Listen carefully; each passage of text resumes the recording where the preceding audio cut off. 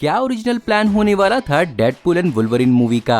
आखिर एनसिंक का bye bye bye गाना ही डेडपूल एंड वुल्वरिन के इंट्रो में क्यों यूज किया गया? कहां था कोलोसस डेडपूल एंड वुल्वरिन के इवेंट्स के दौरान? और डेडपूल एंड वुल्वरिन के अंदर रॉबर्ट डाउनी जूनियर के टोनी स्टार्क का कैमियो क्यों नहीं हो पाया? मार्वल सिनेमैटिक यूनिवर्स में एक दोबारा जान फूंकने का काम किया है डेडपूल एंड वुल्वरिन के शानदार परफॉर्मेंस ने। और आज की इस वीडियो में हम डेफिनेटली बात करने वाले हैं 15 अमेजिंग, माइंड ब्लोइंग और awesome the Deadpool and Wolverine facts के बारे में। तो फिर देर किस बात की? हे गाइस, मेरा नाम है पंकज सागर और आपको स्वागत है गेमों को हिंदी के एक और फ्रेश वीडियो में। Now without wasting any more time, let's get started.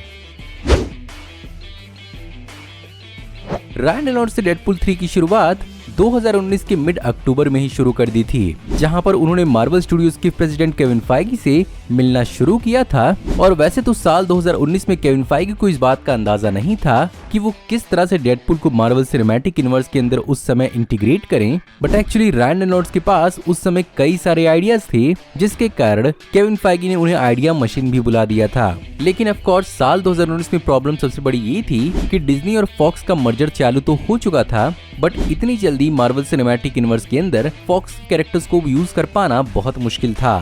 साथ ही साथ इस कैरेक्टर को मार्वल सिनेमैटिक यूनिवर्स के अंदर इंक्लूड करने में बहुत लंबा चौड़ा काम चला, जिसके कारण साल 2024 तक। और जैसा कि रायन रेनॉल्ड्स ने कई सारे आइडियाज दिए थे, उनमें से कुछ में एक ऐसा भी था जहां पर बेसिकली थर्ड मूवी एक छोटे बजट की मूवी होती, जो बेसिकली एक रोड ट्रिप पर फोकस करती, और इसमें हमें बेसिकली डेडपूल एंड डोपिंदर देखने को मिलते। और ये बेसिकली सनडांस फिल्म फेस्टिवल में दिखाई जाने वाली किसी मूवी की एक पैरोडी की तरह ही होती है, जहाँ पर बेसिकली वुल्वरिन का एक छोटा सा कैमियो होता, जिसमें वो एल्टन जॉन के गाने पे डांस कर रहे होते। इसके अलावा दूसरे आइडिया के हिसाब से जापानीज डायरेक्टर अकीरो कुरोसावा की फेमस मूवी रोशोमोन से इंस्पायर होते हुए एक फनी सी मूवी बनाई जाती, जिसमें डेडपूल 3 के अंदर एक इवेंट होता और इसमें अलग अलग कैरेक्टर्स का अलग अलग पर्सपेक्टिव होता, जो कि बहुत फनी होता। 2017 की लोगन के बाद ह्यू जैकमैन को नए रूप में लोगन या वुल्वरिन के रूप में देखना इम्पॉसिबल सा हो गया था, क्योंकि अल्टीमेटली उन्होंने इस कैरेक्टर से संन्यास ले लिया था। जहां पर बहुत सारे फैंस डेडपूल के साथ वुल्वरिन की एक लास्ट कोलैबोरेशन एक्सपेक्ट कर रहे थे, वहीं पर बिहाइंड द सीन खुद ह्यू जैकमैन भी इस चीज को लेकर काफी ज्यादा पछता रहे थे। बट जैसा कि लोगन की एंडिंग को इतनी शानदार तरीके से एंड किया गया था, उसके साथ छेड़छाड़ करना बहुत बेकार होता। यहाँ तक कि एक वक्त पर केविन फाइगी ने भी उन्हें इस बात की एडवाइस दी थी कि उनका वापस आना सब कुछ रूइन कर देगा। But ultimately Marvel cinematic universe के अंदर टाइम वेरिएंस अथॉरिटी और मल्टीवर्स के इंट्रोड्यूस होने के बाद रायन रेनॉल्ड्स ने उन्हें वुल्वरिन के दूसरे वर्जन को प्ले करने के लिए पिच किया, जिसके लिए वो मान गए। ऑफ कोर्स इस रोल में वापस आना उनके लिए आसान नहीं था, और उन्हें अपने वुल्वरिन के इंटेंस वर्कआउट रेजिमेंट को एक बार फिर से फॉलो करना पड़ा, जिसके लिए उन्हें हर रोज सुबह 4 बजे उठकर स्ट्रेंथ ट्रेनिंग और कार्डियो की ट्रेनिंग लेनी पड़ी। साथ ही साथ कोल्ड शावर्स और बल्क अप होने के लिए वेजिटेबल्स और स्टीम्ड फिश खानी पड़ी दिन के 4 टाइम 6 महीने तक, जो मेहनत हमें एक्चुअली मूवी के अंदर देखने को मिली। दुनिया का शायद ही कोई इंट्रो सॉन्ग हुआ होगा जो डेडपूल एंड वुल्वरिन जितना पॉपुलर हुआ होगा, और इसके पीछे रीजन था डेडपूल का एनसिंक के बाय बाय बाय गाने पर शानदार तरीके से डांस करना। लेकिन सवाल ये उठता है कि एनसिंक का बाय बाय बाय गाना ही क्यों? वेल एक्चुअली बहुत सारे फैंस इसका रीजन ये दे रहे हैं कि X2 मूवी के अंदर एक छोटे से सीन में हमें वुल्वरिन को कार के अंदर इस गाने से अनॉय होकर स्किप करते हुए दिखाया जाता है, और शायद ये इंट्रो सॉन्ग वुल्वरिन को पूरी मूवी के अंदर टीज और परेशान करने का ही है। वैसे बिहाइंड द सीन इस शानदार डांस को रायन रेनॉल्ड्स ने नहीं किया था, बल्कि यहाँ पर अमेरिकन डांसर निक पॉली ने इस डांस परफॉर्मेंस को परफॉर्म किया था, जिसे 30 मिनट के अंदर अंदर सीख कर उन्होंने ऑडिशन टेप मूवी की प्रोडक्शन को भेजा था। मल्टीवर्स की मूवी थी, तो हमें बहुत सारे मल्टीवर्स की झलक भी देखने को मिली, स्पेशली वुल्वरिन के कई सारे मल्टीवर्सल कैमियोज के दौरान। और इन सारे अलग अलग वुल्वरिन्स के बारे में आप ऑलरेडी जान चुके होंगे, बट जो बहुत खास था वो था कैवलरीन, जो बेसिकली हेनरी कैविल द्वारा प्ले किया हुआ वुल्वरिन का एक कैमियो था। और सरप्राइजिंगली इस चीज को भी रायन रेनॉल्ड्स ने प्लान किया था, वो भी इसके जस्ट बाद जब हेनरी कैविल को वार्नर ब्रोस ने सुपरमैन के रोल से हटाया था। और अपेरेंटली रायन रेनॉल्ड्स ने इस पूरे के पूरे कैमियो का आइडिया 15 मिनट के अंदर अंदर तैयार किया था। ऑफ कोर्स इस चीज को करने के लिए हेनरी कैविल मान गए, और अपेरेंटली बिहाइंड द सीन इस चीज को अच्छे से परफॉर्म करने के लिए हेनरी कैविल ने अपनी तबीयत तक खराब कर ली थी। खैर वैसे तो हमें कैमियोज के रूप में यहाँ पर बहुत कुछ देखने को मिला था, बट बहुत कुछ ऐसा भी था जो हमें देखने को नहीं मिला था। जैसे कि सबसे पहले इस मूवी के अंदर निकोलस केज के जॉनी ब्लेज का भी एक कैमियो होने वाला था, बट जैसा कि निकोलस केज का कैमियो एज सुपरमैन के रूप में फ्लैश मूवी के अंदर निकोलस केज को पसंद नहीं आया था, उन्होंने अनफॉर्चुनेटली इस मूवी के अंदर अपीयर होने से ही मना कर दिया।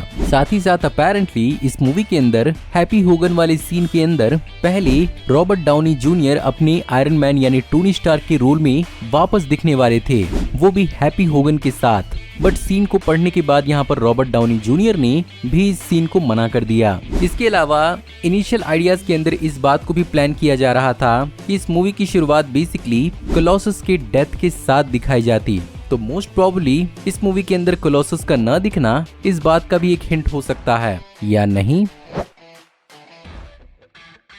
इस मूवी के अंदर हमें बहुत ही फेमिलियर जगरनॉट का एक वेरिएंट देखने को मिला था, जिसे हमें X Men the last stand movie के अंदर दिखाया गया था, बट उस मूवी के अंदर इस कैरेक्टर को वेनी जोन्स ने प्ले किया था, बट फॉर सम रीजन वो इस मूवी के अंदर अपीयर नहीं होना चाहते थे, जिसके कारण यहाँ पर एरन डब्ल्यू रीड को उनके रोल के लिए कास्ट किया गया। और एरन डब्ल्यू रीड वही बॉडी बिल्डर हैं जिन्होंने फ्री गाय मूवी के अंदर बल्क अप रैंडनॉट्स के कैरेक्टर को प्ले किया था। वॉकर स्कोबेल जो हमें द एडम प्रोजेक्ट मूवी के अंदर रैंडनॉट्स के यंगर वर्जन के रूप में देखने को मिले थे, इनिशियली इस मूवी के अंदर वो हमें किड पुल के रूप में ही देखने को मिलने वाले थे और उन्हें काइंड ऑफ कास्ट भी कर लिया गया था। बट जब तक इस मूवी के बनने की बारी आई, वॉकर स्कोबेल काफी ज्यादा बड़े हो गए और उनकी आवाज भी काफी ज्यादा फटने लगी, जिसके कारण सैडली उन्हें रिप्लेस करना पड़ा रैंडनॉट्स की बड़ी बेटी इनेज रेनॉल्ड से। वैसे इनके अलावा रैंडनॉट्स का बाकी परिवार भी इस मूवी के अंदर देखने को मिला, जैसे कि ब्लेक लाइवली जो उनकी वाइफ हैं, वो इस मूवी के अंदर हमें लेडी डेडपूल के रूप में नजर आई। वहीं पर उनकी सबसे बड़ी बेटी बेटी रेनॉल्ड्स हमें एक स्क्रीमिंग म्यूटेंट के रूप में नजर आई। वहीं पर उनकी सबसे छोटी बेटी ओलिन रेनॉल्ड्स हमें बेबी पूल के वॉइस ओवर के रूप में नजर आई। इस मूवी के अंदर भले ही गैम्बिट का रोल बहुत ही छोटा था, बट चैनिंग टेटम ने इस रोल के अंदर अपनी पूरी जान डाल दी, और जान डालते भी क्यों नहीं, वो 20th सेंचुरी फॉक्स के अंदर लंबे समय से इस कैरेक्टर को प्ले करने की लाइन में थे और उनकी अपनी सोलो मूवी बनते बनते रह गई थी। ऑफ कोर्स इस चीज का अंदाजा रैंडनॉट्स को पूरी तरह से था और उन्होंने उन्हें इस मूवी के अंदर शामिल किया। और जैसा कि गैम्बिट को जाना जाता है अपने केजन और फ्रेंच एक्सेंट के लिए, यहाँ पर चैनिंग टेटम ने अपनी पूरी तरफ से इम्प्रोवाइजेशन के साथ बहुत सारी चीजें अपनी तरफ से एड लिप की थी। साथ ही साथ इस कैरेक्टर को फिजिकली परफॉर्म करने के लिए भी उन्होंने अपनी पूरी जान डाल दी। ऑफ कोर्स मूवी के खत्म होते होते इस बात का हिंट दिया गया था कि गैम्बिट इस मूवी के अंदर सरवाइव करता है, जिसके कारण इस कैरेक्टर की मार्वल सिनेमैटिक यूनिवर्स के फ्यूचर में बहुत सारे पोटेंशियल हो सकते हैं। वैसे इस मूवी के अंदर एक और बहुत सरप्राइजिंग कैमियो था और वो था वेस्ली स्नाइप्स का ब्लेड के रूप में कैमियो। और यहाँ पर वेस्ली स्नाइप्स का दिखना एक बहुत बड़ा सरप्राइज इसलिए था क्योंकि पिछली ब्लेड मूवीज के अंदर यहाँ पर रैंडनॉट्स ने हैनिबल किंग का रोल प्ले किया था और अपेरेंटली बिहाइंड द सीन रैंडनॉट्स और वेस्ली स्नाइप्स की ब्लेड ट्रिनिटी मूवी के अंदर अच्छे से बनी नहीं थी, जिसके कारण एक बहुत लंबे समय तक ये दोनों एक्टर्स एक दूसरे से बात नहीं करते थे। बट सरप्राइजिंगली यहाँ पर रैंडनॉट्स ने अपनी तरफ से वेस्ली स्नाइप्स को अप्रोच किया और उन्हें मैसेज किया कि उन्हें अपनी कैरेक्टर ब्लेड के लिए वापस आना चाहिए और अपनी लेगेसी को एक्सप्लोर करना चाहिए। फाइनली ऐसा ही हुआ और वेस्ली स्नाइप्स हमें अपने कैरेक्टर के अंदर देखने को मिले। इसके अलावा अगर और कैमियोज की बात की जाए तो हमें ऑफ कोर्स इसके सारे कैमियोज क्लाइमैक्स में देखने को मिले, जहां पर हमें अलग अलग प्रकार के डेडपूल्स देखने को मिले थे और इसमें भी बहुत ही इंपॉर्टेंट कैमियोज हमें देखने को मिले, जैसे कि हेडपूल का कैरेक्टर यहाँ पर नीथन फिलियन ने प्ले किया था। वहीं पर इनिशियली काउबॉय डेडपूल को पहले रैंडनॉट्स ने ही अपनी आवाज दी थी, बट बाद में मैथ्यू मैककॉनहे इस कैरेक्टर के लिए मान गए। इसके अलावा वेल्श पूल के रूप में देखने को मिले थे हमें footballer Paul Malan.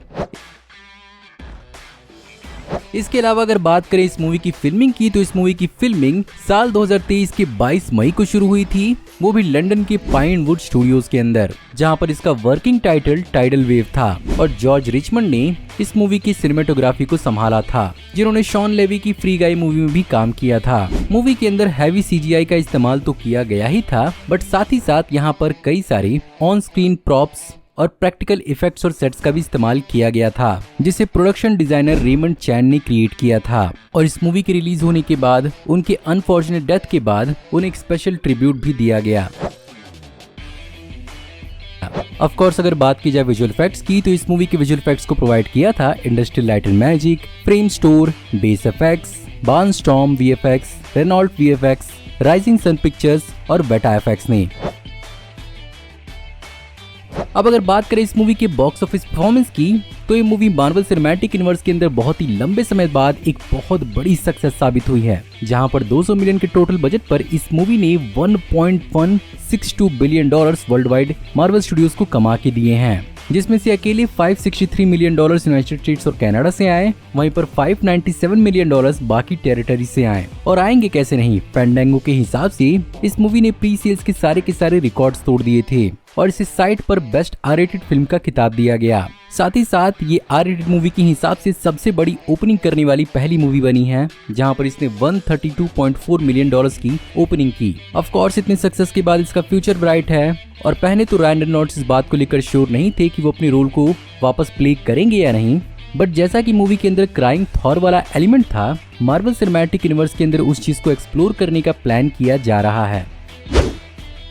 So guys, ये थी आज की वीडियो। मैं उम्मीद करता हूँ आपको आज की वीडियो पसंद जरूर आई होगी, और अगर आपको आज की वीडियो पसंद आई हो तो प्लीज वीडियो को लाइक जरूर करिएगा। कमेंट्स में आप बताइए कि आपको इस मूवी के बारे में और क्या क्या मालूम है। मैं जानता हूँ मैं आपसे बहुत ही लंबे समय बाद मिल रहा हूँ, और उसके पीछे का रीजन ये है कि पिछले 1 महीने से मेरे कुछ हेल्थ के इश्यूज चल रहे थे, जो अब फाइनली रिजॉल्व हो चुके हैं। तो अब पूरी कोशिश रहेगी कि वीडियोस अब रेगुलर आएं, और उन्हें मिस नहीं करना है तो प्लीज चैनल को सब्सक्राइब कर लीजिए, क्योंकि हम ऐसी ही ऑसम वीडियोस चैनल पर लाते रहते हैं। मैं जल्द ही आपको एक नई वीडियो में देखने को मिलूंगा, तब तक आप हमारी इन वीडियोस को एंजॉय कर सकते हैं। Thank you for watching, see you in the next video, till then take care, good bye.